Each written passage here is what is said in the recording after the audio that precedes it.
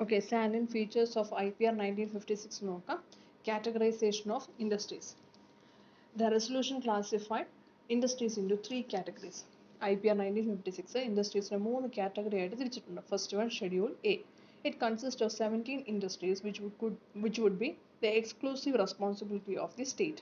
State-ന് മാത്രം responsibility ഉള്ള 17 industries ആണ് Schedule A യിൽ വരുന്നത്. Out of these 17 industries, 4 industries, namely arms and ammunition, atomic energy, railways and air transport, would be central government monopolies. ഈ 17 ഇൻഡസ്ട്രീസിൽ 4 industries, arms and ammunition, atomic energy, railways and airport, would be central government monopolies. ഈ 4 industries central ഗവൺമെൻറ്റിൻ്റെ മാത്രം കൺട്രോളിലുള്ളതായിരിക്കും. New units in the remaining industries would be developed by state government. മറ്റ് ഇൻഡസ്ട്രീസിൽ പുതിയ units ഒക്കെ കൊണ്ടുവരുന്നത് state government ആയിരിക്കും. Then Schedule B. It consists of 12 industries which would be open to both the private and public sector. Schedule B യിൽ 12 industries ആണ്. അവിടെ private സെക്ടറിനും public സെക്ടറിനും അത് ആ ഇൻഡസ്ട്രീസ് തുടങ്ങാം. However, such industries would be progressively state owned. പക്ഷേ അത് കുറേശ്ശെ state ഗവൺമെൻറ്റിൻ്റെ കൺട്രോളിൽ വരുന്നത്. Schedule C. All other industries which are not included in the above two schedules constituted the third category, which was left open to the private sector. എയിലും ബിയിലും വരികയില്ലാത്ത മറ്റ് industries അത് private സെക്ടറിന് മാത്രം available ആയിട്ടുള്ളതായിരിക്കും. Classification of industries into three categories did not mean that they were being placed in watertight compartments. അവിടെ ഇങ്ങനെ category ആയിട്ട് തിരിച്ചിട്ടുണ്ടെന്ന് പറഞ്ഞാലും ഒരു water tight ആയിട്ടുള്ള compartment മാത്രം ഇരിക്കുന്നുള്ള അല്ല അത് ഉദ്ദേശിക്കുന്നത്. Second feature, stressed the importance of cottage and small scale industry. The IPR 1956 stressed the importance of cottage and small scale industries for expanding employment opportunities and for wider decentralization of economic power and activity. ഈ I P ആറിലും cottage industries കുടിൽ വ്യവസായങ്ങൾക്കാണ് കൂടുതൽ importance കൊടുക്കുന്നത്. Four expanding employment opportunities, അവിടെ പുതിയ തൊഴിലവസരങ്ങൾ increase ചെയ്യാൻ വേണ്ടിയിട്ടാണ് ഈ ഐ പി ആറും കുടിൽ വ്യവസായങ്ങൾക്ക് കൂടുതൽ ഇമ്പോർട്ടൻസ് കൊടുത്തിരുന്നത്. And for wider decentralisation of economic power and activity, സാമ്പത്തികം കുറച്ച് ആളുകളുടെ മാത്രം കൈവശം ഇരിക്കാതെ ഡീസെൻട്രലൈസ് ചെയ്യുക, എല്ലാവർക്കുമായിട്ട് ഡിവൈഡ് ചെയ്ത് പോകാനായിട്ടും ആണ് IPR 1956 ഇമ്പോർട്ടൻസ് കൊടുത്തിരുന്നത്. Third feature, industrial peace. The resolution also called for effort to maintain industrial peace in the economy.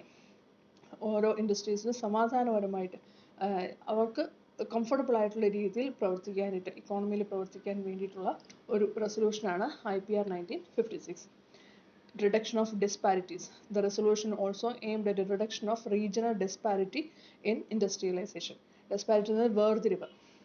അങ്ങനെ ഏതെങ്കിലും റീജിയനിൽ മാത്രമേ ഇന്ന ഇൻഡസ്ട്രീസ് തുടങ്ങാവുള്ളൂ എന്നുള്ള നിയന്ത്രണമൊക്കെ എടുത്ത് മാറ്റി ഈ IPR 1956 എന്നുള്ള റെസൊല്യൂഷന്. Importance to mixed economy. Resolution gave more meaningful approach to the concept of mixed economy. Mixed എക്കോണമിക്കും ഈ IPR 1956 എന്ന് പറയുന്ന റെസൊല്യൂഷൻ കൂടുതൽ ഇമ്പോർട്ടൻസ് കൊടുത്തു. Then objective of IPR 1956, speeding up the pace of industrialization, particularly heavy industries. Heavy ഇൻഡസ്ട്രീസിന് കുറച്ച് സ്പീഡിൽ develop ചെയ്യാനായിട്ടായിരുന്നു IPR 1956 ഇമ്പോർട്ടൻസ് കൊടുത്തിരുന്നത്. Then expansion of public sector and growth of cooperative sector. Public സെക്ടറും കോപ്പറേറ്റീവ് സെക്ടറിൻ്റെ ഗ്രോത്തിന് ഇമ്പോർട്ടൻസ് കൊടുത്തു. State to take up the responsibility of setting up new industrial setup and development of transport facilities. State ഗവൺമെൻറ്റിന് കൂടുതൽ responsibility കൊടുത്തു പുതിയ industry setup ചെയ്യാനായിട്ടും അതുപോലെ ട്രാൻസ്പോർട്ട് ഫെസിലിറ്റീസ് ഒക്കെ ഡെവലപ്പ് ചെയ്യാനായിട്ടും ഒക്കെ സ്റ്റേറ്റ് ഗവൺമെൻറ് കൂടുതൽ റെസ്പോൺസിബിലിറ്റി കൊടുത്തു. Then fourth one, prevent private monopolies and concentration of economic process in hands of few number of individuals. കുറച്ച് ആളുകളുടെ കൈവശം മാത്രം സാമ്പത്തികം നിലനിൽക്കുന്നതും അതുപോലെ തന്നെ പ്രൈവറ്റ് മോണോപ്പൊളീസ്, ഏകാധിപത്യം, പ്രൈവറ്റ് സെക്ടറിൽ പ്രൈവറ്റ് ആളുകളുടെ ഒരു ഏകാധിപത്യമൊക്കെ പ്രിവെൻറ്റ് ചെയ്യാനായിട്ടും IPR 1956 ശ്രമിച്ചു. Then third, industrial licensing policy of 1970. The government of India introduced the new industrial licensing policy in 1970. Salient features of industrial licensing policy of 1970. The policy defined a sector called a heavy investment sector. ഈ പോളിസിയിൽ ഒരു പുതിയ sector വന്നു, heavy investment sector. It consists of industries involving investment of more than 5 crores. 5 കോടിക്ക് മേലെ investment വേണ്ട industries ആണ് ഈ heavy investment സെക്ടറിൽ ഉള്ളത്.